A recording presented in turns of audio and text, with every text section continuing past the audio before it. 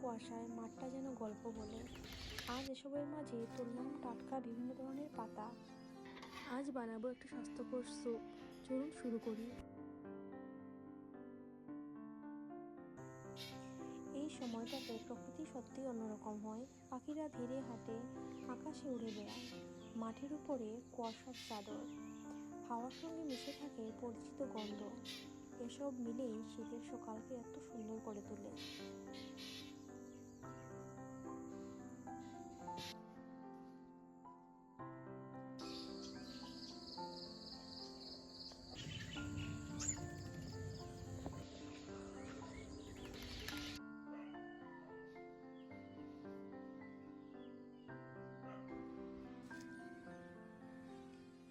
আজ সকালে আমি বের হয়ে পড়লাম পাতাগুলো তুলতে। পুদিনা, থানকুনি, বাইপাতা, আগিজাল, এই টাটকা পাতা দিয়ে স্যুপটা সত্যি অন্যরকম স্বাদ হয়।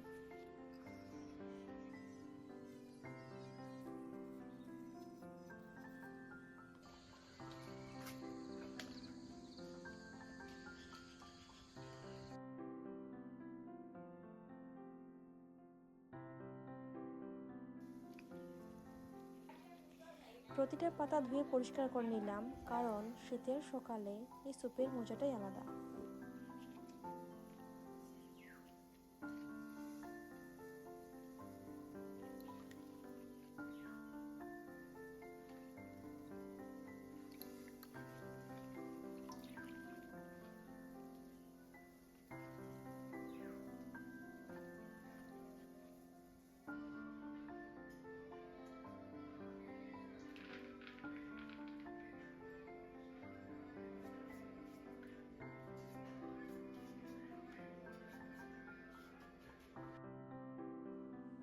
এখন কাটছি কাঁচকলা, কাঁচা পেঁপে আর আলু।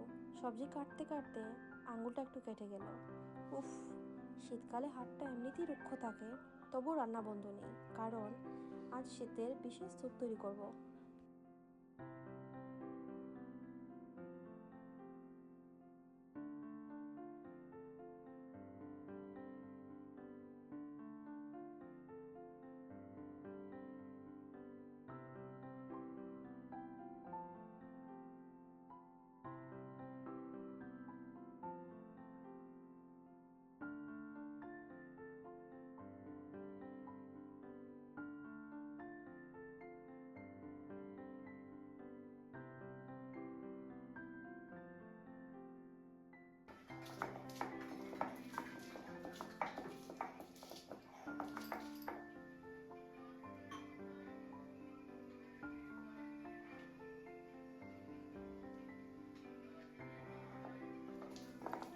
এখন সিলভাটায় বাটছে রসুন আর শীতের টাটকা পাতাগুলো।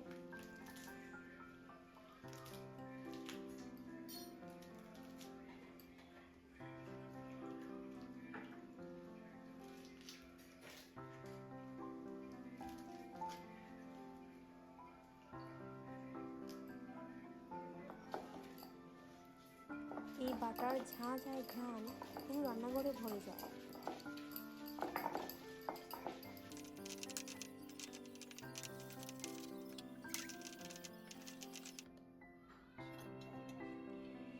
এখন একটু চালের গুঁড়োতে জল মিশিয়ে নিলাম স্যুপটা ঘন আর ক্রিম করার জন্য।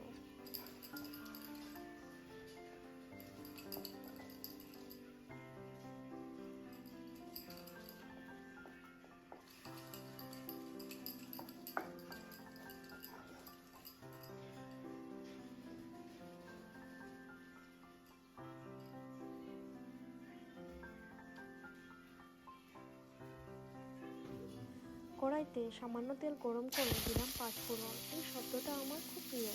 শীতের সকালে রান্নার প্রথম সিজন।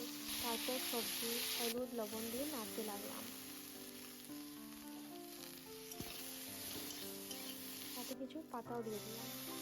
এখন ঢেলে দিলাম পাতা বাটা আর চালের মিশ্রণ।